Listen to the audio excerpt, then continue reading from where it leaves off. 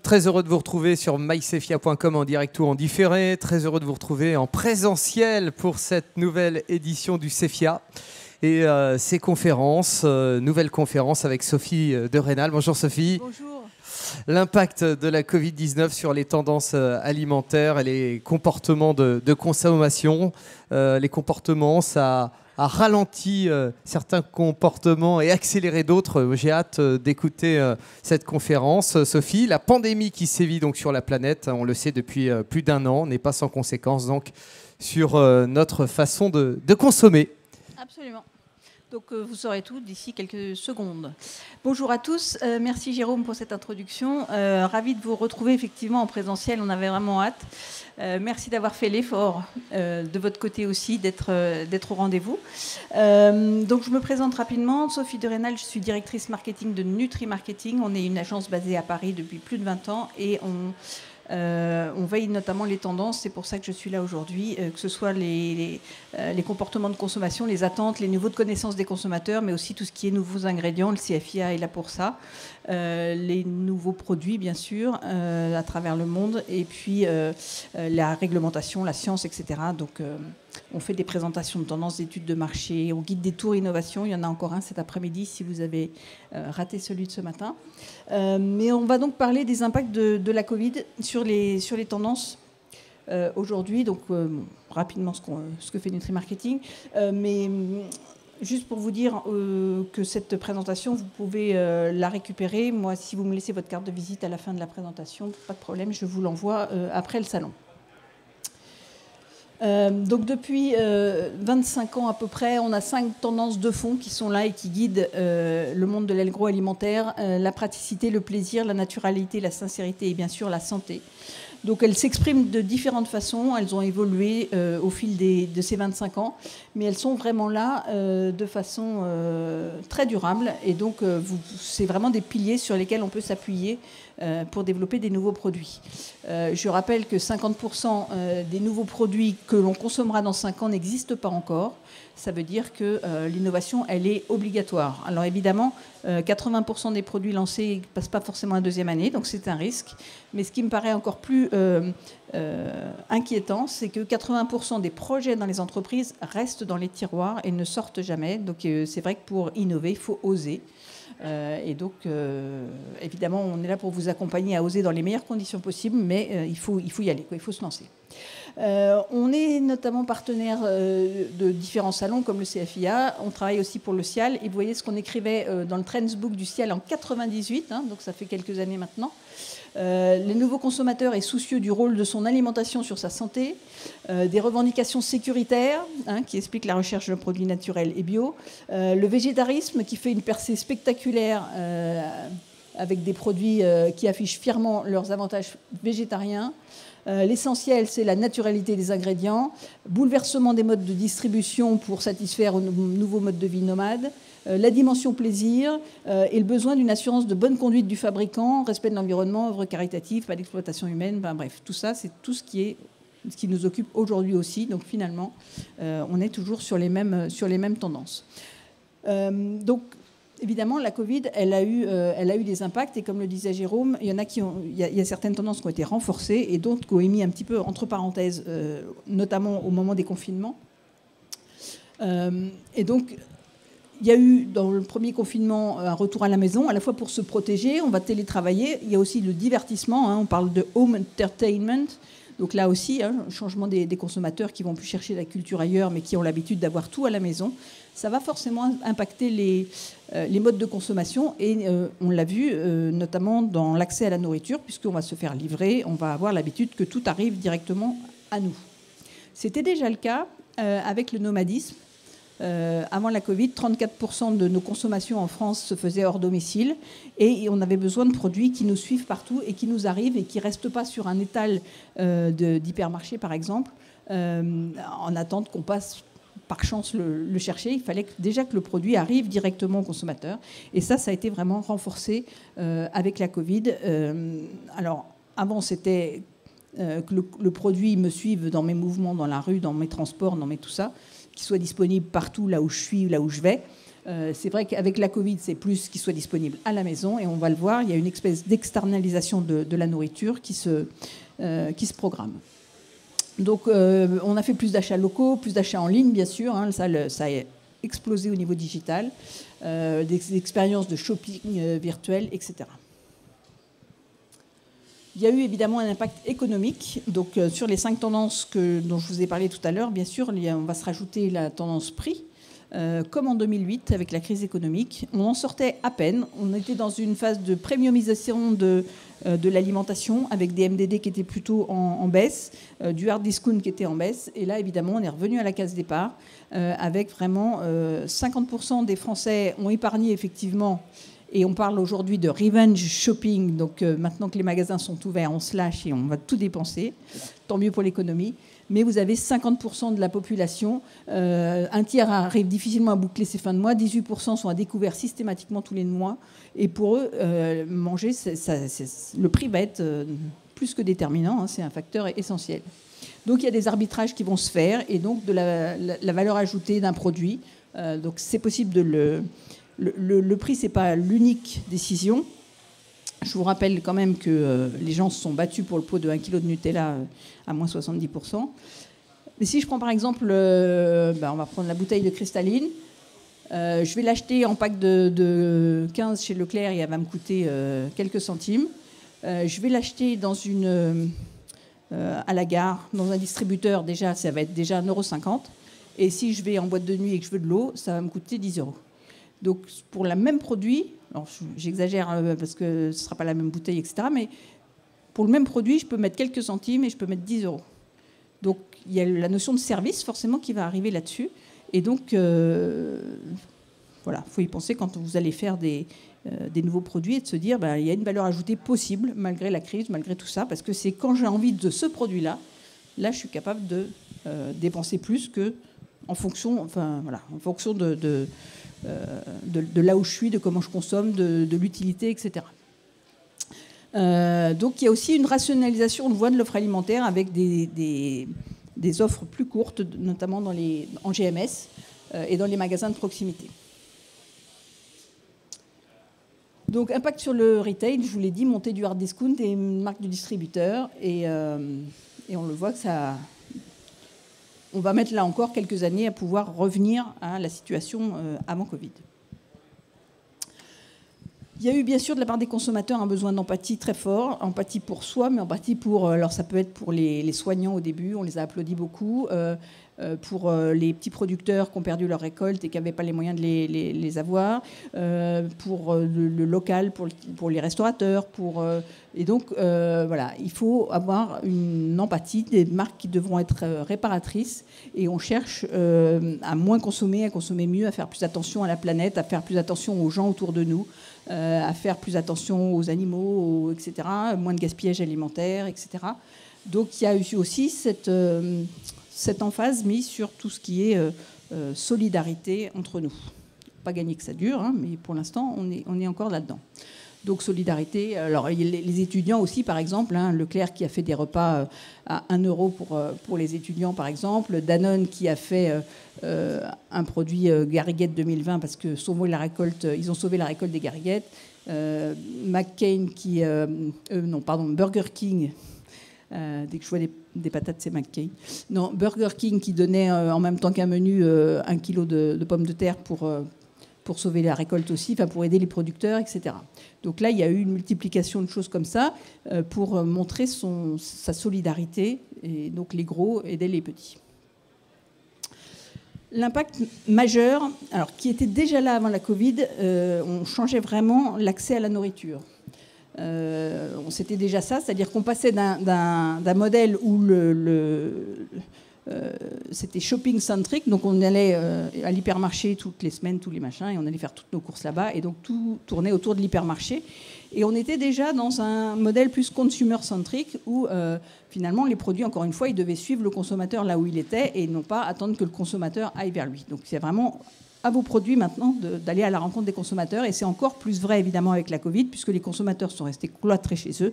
Donc on a vu le click and collect, on a vu la montée du digital, de la livraison beaucoup.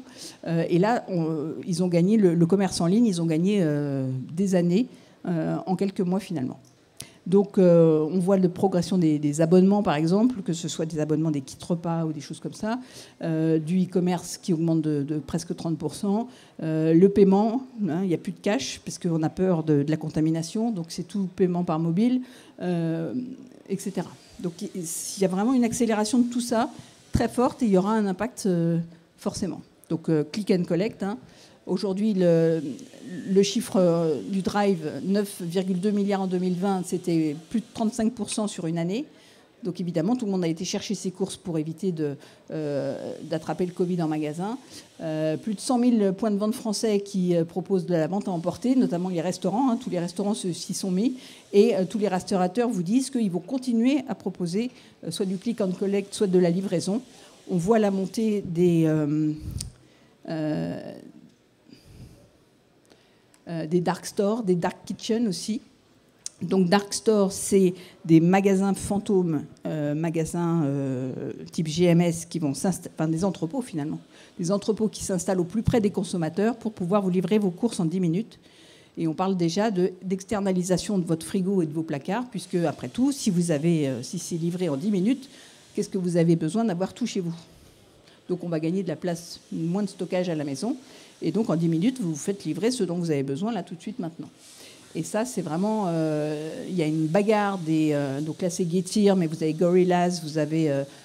tous, ils sont en train de s'installer dans toutes les grandes villes et les plus petites villes, etc. Mais c'est vraiment la bagarre du dernier kilomètre. Hein, et en 10 minutes, vos courses sont livrées. Mais on voit la même chose sur les dark kitchens au niveau des restaurants, où, effectivement, là encore, c'est tout la livraison... et plus de service à table, finalement.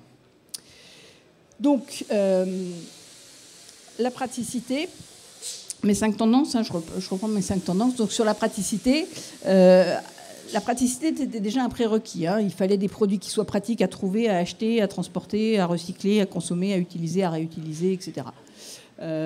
On avait une externalisation déjà de cette alimentation, 34%, je vous l'ai dit, de l'alimentation RHD.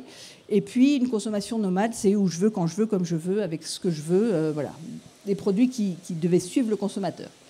Alors, pendant la Covid et les confinements, il y a eu un retour au domicile, mais globalement, ça a été très subi. C'est-à-dire, on dit les gens se sont remis à faire de la cuisine, oui, mais quand on analyse, on a fait des gâteaux pour occuper les enfants au premier confinement.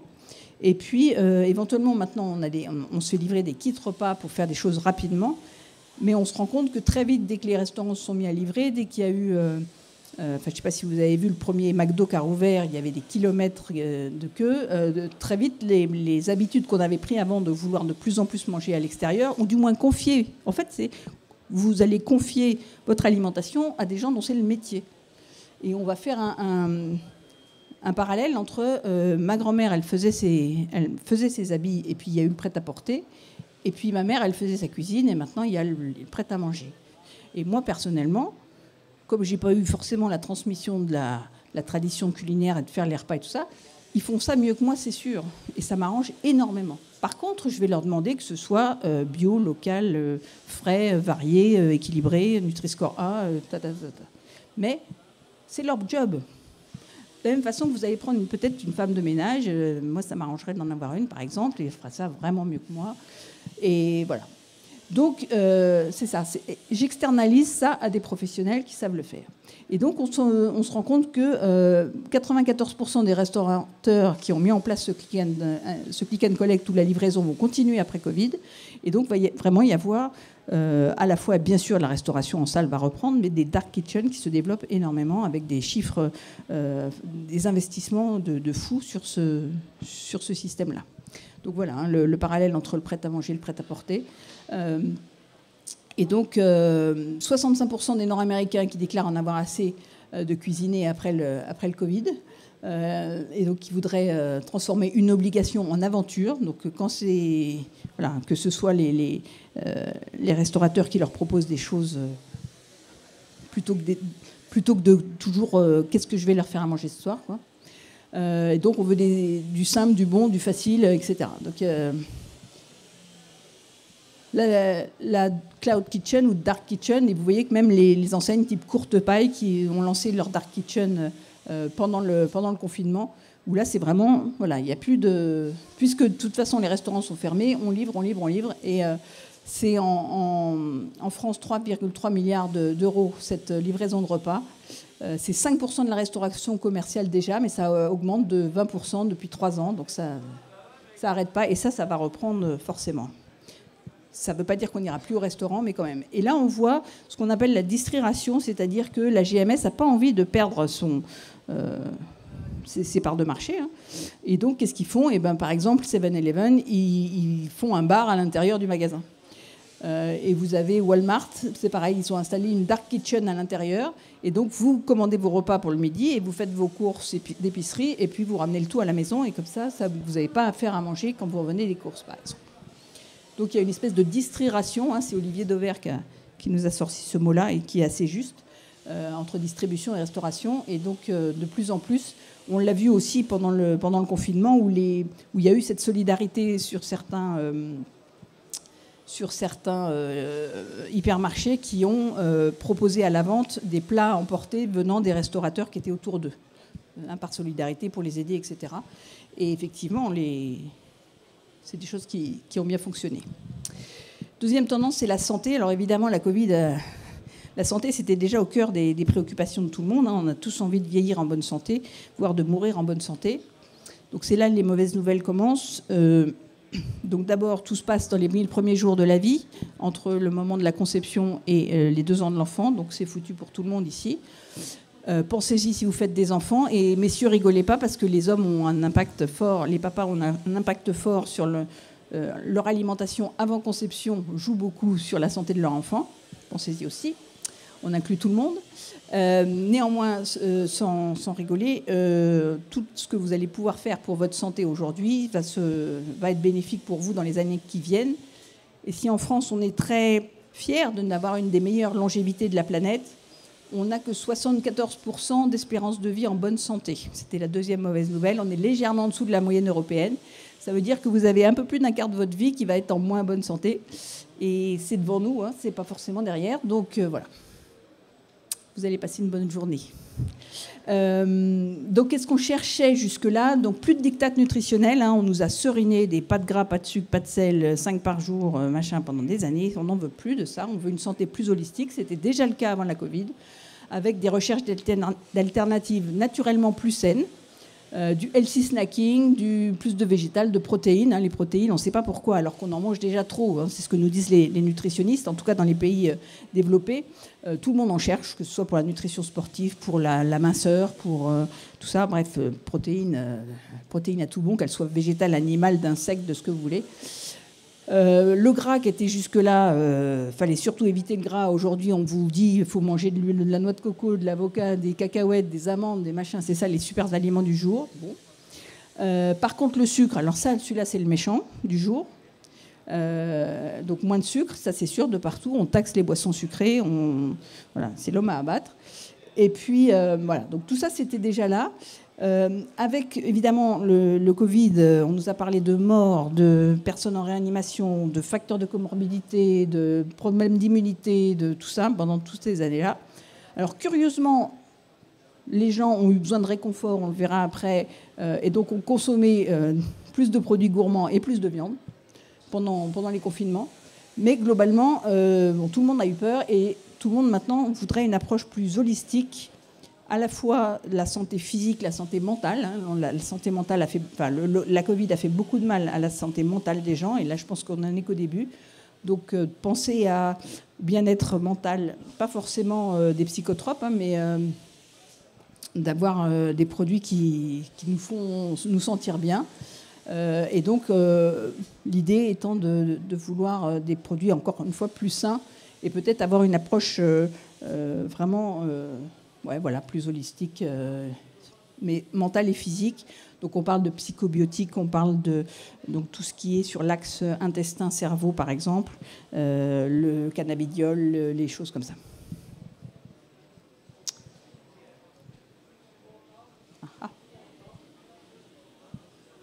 Voilà.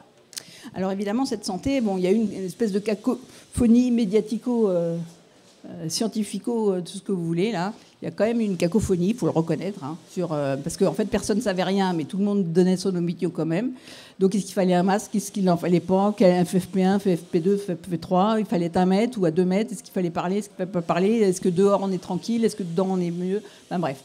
On ne sait toujours pas. Et donc là, le consommateur a été totalement perdu entre les fake news et les gens qui pensent qu'en fait, il n'y a jamais eu de Covid, il n'a jamais existé. Mais globalement, les gens, évidemment, ont été très inquiets sur leur santé en général. Et vous voyez, entre avril 2020 et février 2021, le nombre de consommateurs qui sont vraiment inquiets pour cette santé. Donc c'est vraiment une préoccupation qui était déjà là, mais qui est encore plus là. Et donc, beaucoup de choses autour de l'immunité, puisqu'on nous a dit qu'avoir un meilleur système immunitaire, ça nous permettait de nous protéger contre le virus. Donc ça va évidemment de tout ce qui est prébiotique, probiotique, postbiotique. On parle de psychobiotique, on parle de... Voilà. Et donc, ça va jusqu'à maintenant des décodages de microflore intestinale pour savoir quels sont les probiotiques qui sont... Enfin, les bactéries qui sont en surnombre ou en sous-nombre dans votre flore intestinale, et après proposer des choses, que ce soit des compléments alimentaires ou des régimes alimentaires adaptés pour pouvoir rééquilibrer tout ça et vous permettre de vous défendre et d'être mieux globalement dans votre corps. Hein, tout ce qui est la sphère digestive, bien sûr, aura un rôle très important dans ce concept holistique de santé à la fois physique et mentale. Donc 70% des consommateurs qui ont changé leur alimentation pour renforcer leur système immunitaire. C'est surtout vrai en Amérique du Nord avec de la vitamine C, mais le sureau, par exemple, a été en rupture totale en 2020. Ça vous a sans doute échappé. Mais voilà, tout le monde s'est précipité sur les remèdes comme ça pour essayer de booster leur immunité. Donc la santé mentale, évidemment, au début, on se disait c'est que pour les Alzheimer, pour le déclin cognitif et tout ça. Mais en fait, maintenant, c'est vraiment... Tout le monde est concerné, que ce soit les enfants pour le bon développement du cerveau et qu'ils soient intelligents plus tard, mais aussi les adolescents au moment des examens, le besoin de concentration qu'on a tous, et qu'avec la Covid, avec les visioconférences, avec tout ça, on a un peu perdu. Et donc pour les actifs, bref, ça concerne vraiment tout le monde. Et ça, c'est pour les fonctions cognitives, mais on parle maintenant de tous ceux qui vont souffrir de dépression, de burn-out, d'anxiété, etc. Et donc 35% des consommateurs qui sont inquiets pour leur santé mentale. Et ça impacte évidemment le sommeil aussi.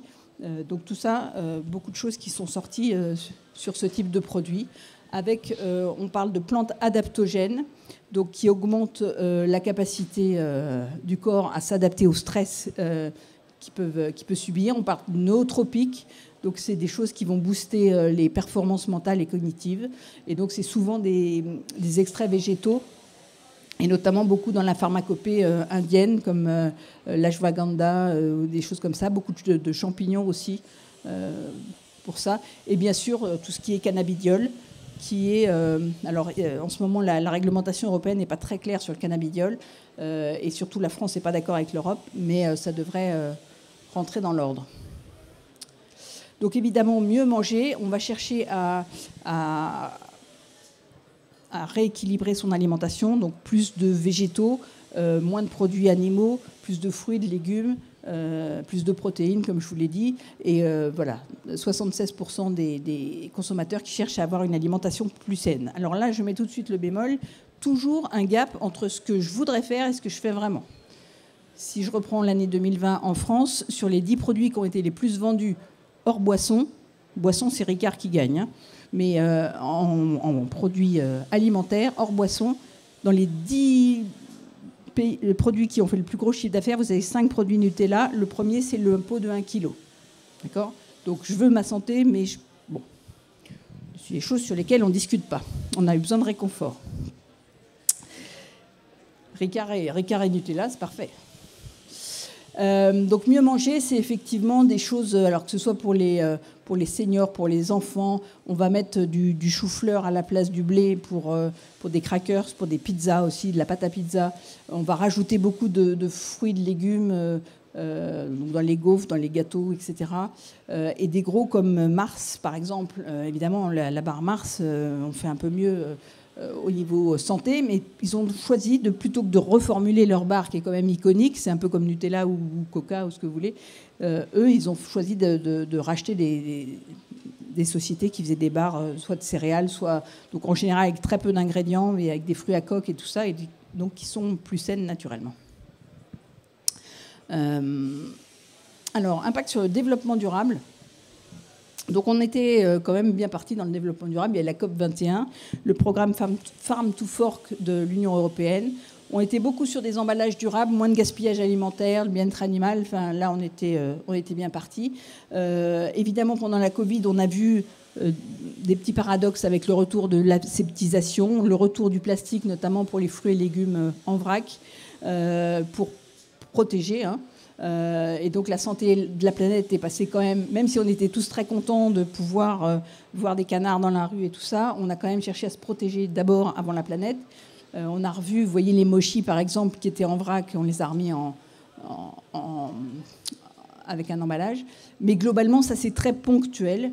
Et il y a vraiment une tendance ce qu'on appelle les climatériens, donc les gens qui vont vouloir... voilà, il y a une urgence à sauver la planète, on le sait tous. Et donc vraiment une très très forte attente des consommateurs là-dessus. Et on le voit alors à la fois dans l'upcycling, donc réutiliser des ingrédients, enfin les déchets, les coproduits pardon, de l'agriculture. Et puis...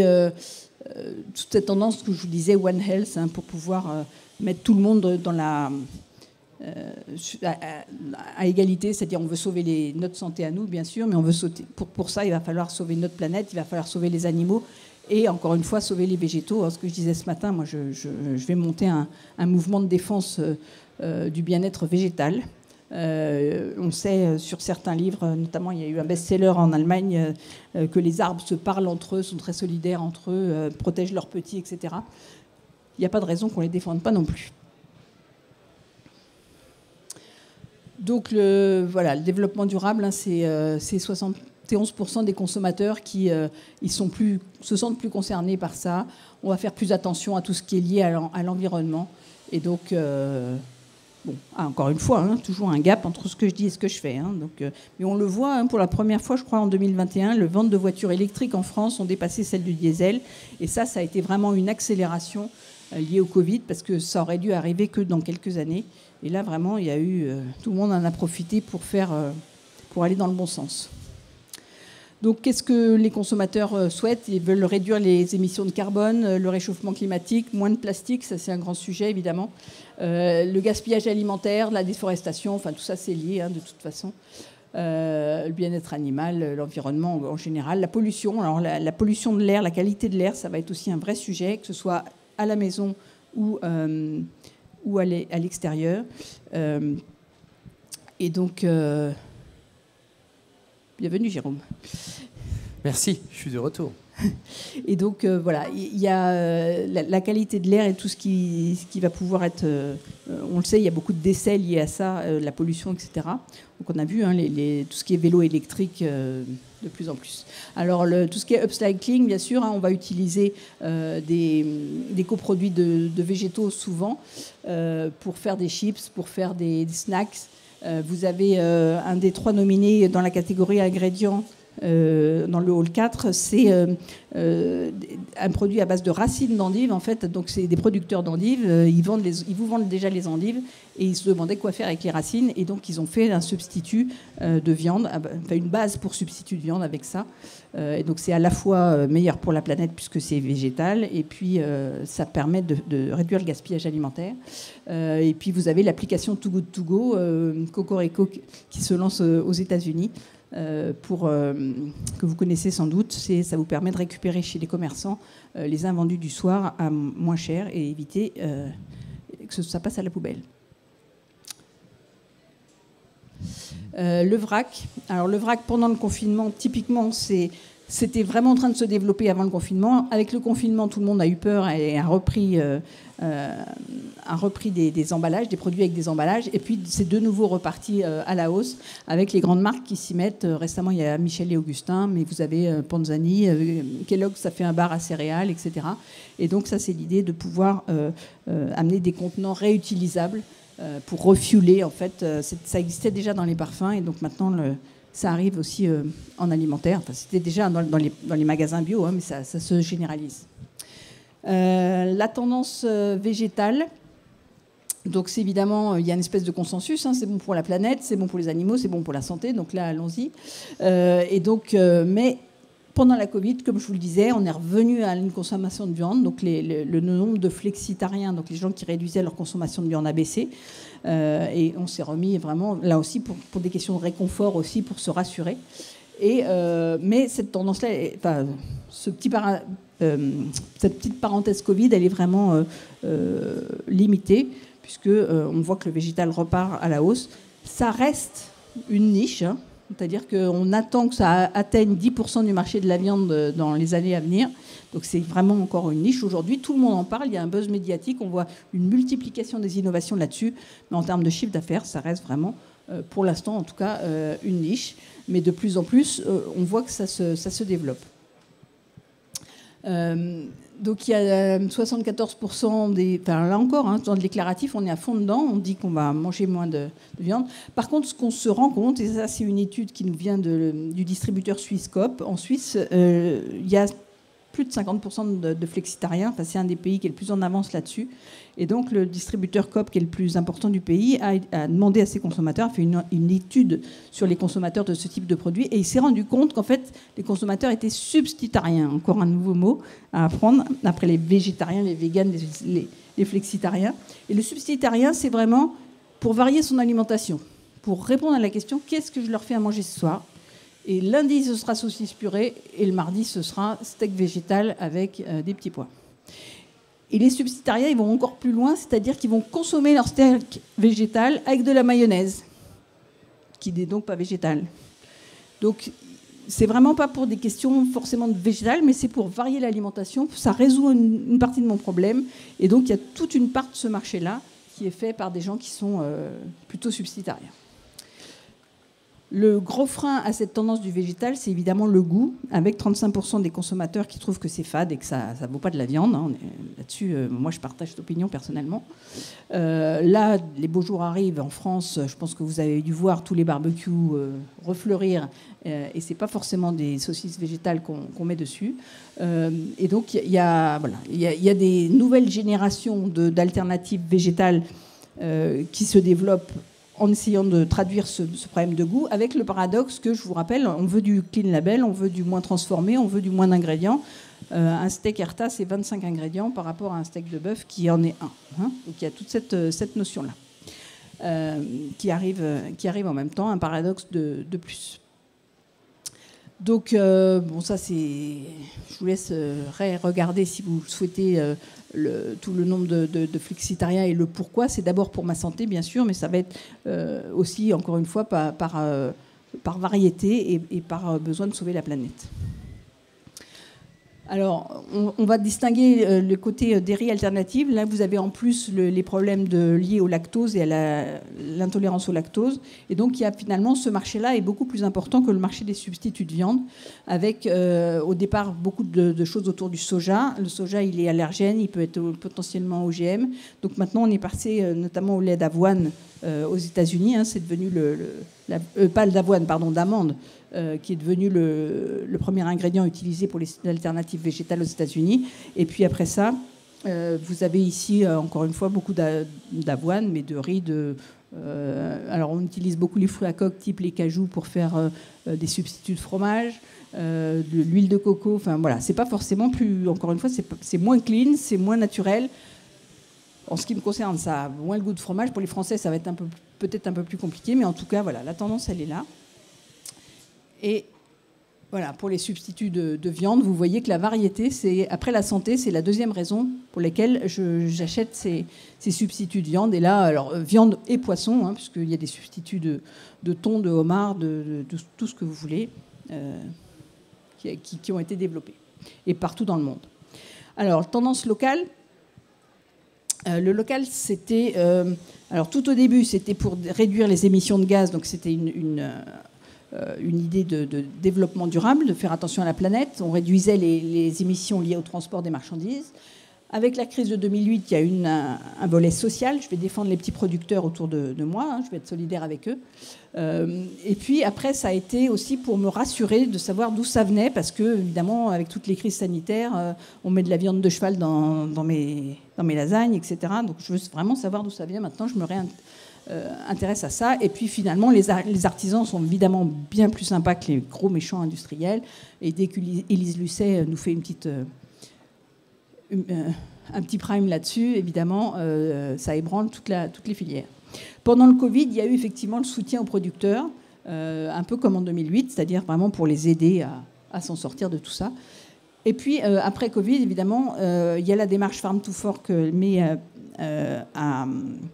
par l'Europe, et puis on va vouloir être une indépendance alimentaire aussi, une souveraineté alimentaire.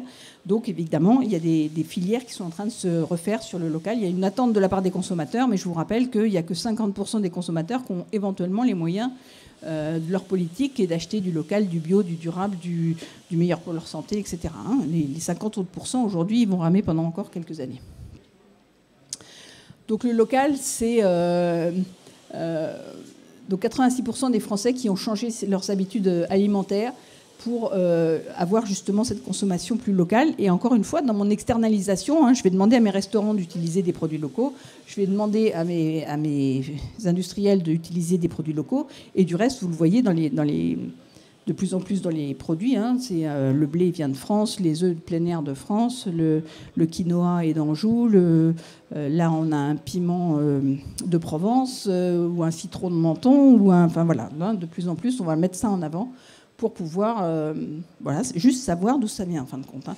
Alors là où je dis c'est aussi simplement de savoir, c'est-à-dire que si les pâtes elles sont faites en Italie avec du blé italien, a priori ils sont pas trop mauvais dans ce domaine-là, les Italiens. Donc ça m'ira quand même. Hein. Donc le local, c'est aussi beaucoup les distributeurs qui se sont engagés pendant le Covid à mettre à faire venir les petits producteurs, leur donner un espace dans le magasin pour qu'ils leur permettent de vendre, par exemple. C'est des jus avec des pommes françaises, etc. Hein. On est quand même sur du Made in France pour défendre notre souveraineté aussi. Alors, la tendance plaisir, avant la Covid, on était sur une premiumisation, je vous l'ai dit, et on était sur des nouvelles expériences sensorielles, où alors là, on avait enfin le droit de jouer avec la nourriture, de mélanger les goûts, les couleurs, les textures. J'ai goûté au Syrah, le dernier Syrah, une glace à la tartiflette qui était juste une pure merveille, en plus fait totalement artisanalement, sans aucun additif.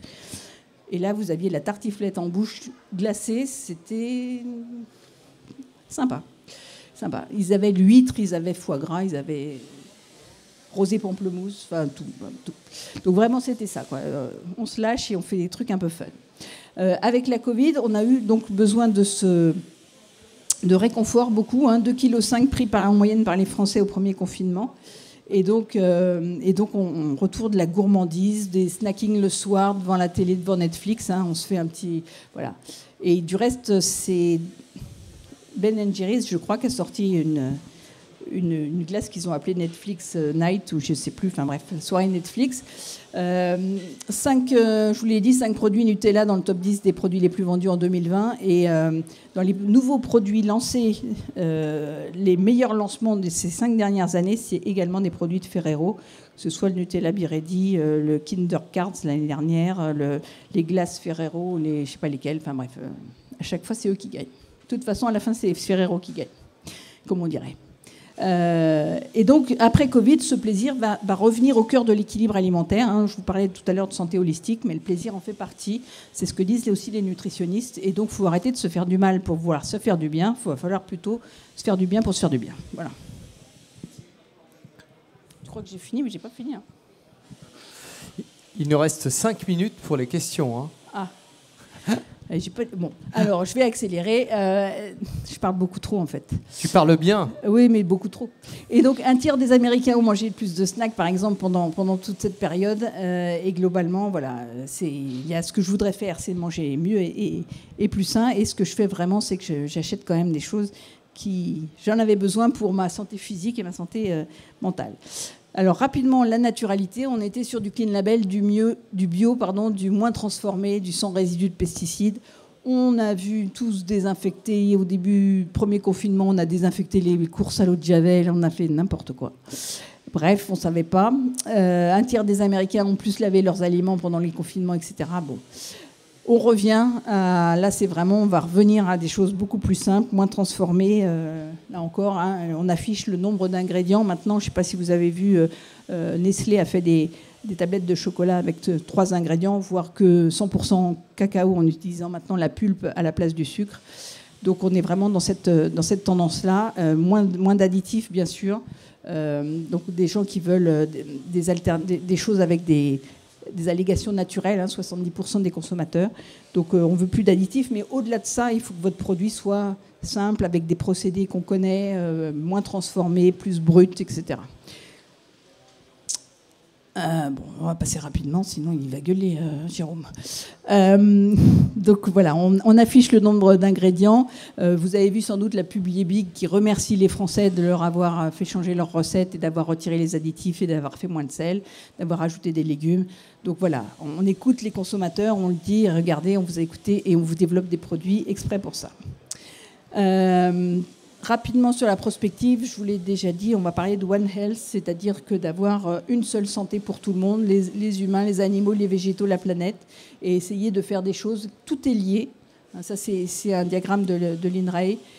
Tout est lié. Et si on a eu cette zoonose, c'est bien parce qu'on avait été faire de la déforestation et qu'il y a des espèces qui se sont rencontrées, qui n'auraient jamais dû se rencontrer, etc. Et que si on ne fait pas attention à la planète et tout ça, on en aura d'autres. De toute façon, on en aura d'autres. Et donc, voilà. Et donc One Health, c'est vraiment, l'idée, c'est de, quand vous faites du développement de produits, c'est de penser de A à Z, et de ne pas être simplement opportuniste. Tiens, aujourd'hui, c'est le végétal, je sors une danette végétale. Je ne vais pas taper sur Danone, mais je fais une danette végétale. Ouais, mais ça suffit pas. C'est-à-dire qu'il faut éventuellement que ce soit bio ou en tout cas raisonné, sans pesticides. Il faut que le pot il soit pas en plastique, non recyclable. Il faut que ce soit pas trop gras, pas trop salé, pas trop sucré, Nutri-Score intéressant. Il faut que, enfin, etc. quoi. C'est-à-dire qu'il faut penser votre produit de A à Z. Là, par exemple, c'est un glacier qui vous propose ça dans des coupelles comestibles et qui ont fait attention à tout. Pour le miel, on va faire attention aux abeilles. Enfin, voilà, il faut vraiment, là encore, c'est holistique. Hein, il va falloir que vous ayez une approche globale. Alors, on parle beaucoup de la compensation carbone, on parle beaucoup de l'analyse des cycles de vie, etc. Mais on est vraiment en plein dedans et il faut arrêter de... Encore une fois, voilà, faut penser. On est une équipe. Voilà, on va dire la Coupe d'Europe arrive. On est une équipe et on est tous dans la même équipe. En fait, on est tous dans le même bateau et il faut tous qu'on rame dans le même sens pour s'en sortir. Voilà, ça y est, Jérôme. Ouf. Ça mérite quelques applaudissements, s'il vous plaît. Sophie de Rênal, directrice marketing. Je t'ai coupé, non? Tu es prête à répondre à quelques questions, peut-être, si vous avez... Si vous en avez, n'hésitez pas. Si vous en avez...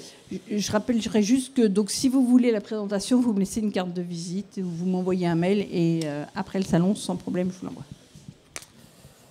Des questions? Très bien. Je mets mon masque et je vous rejoins, mademoiselle.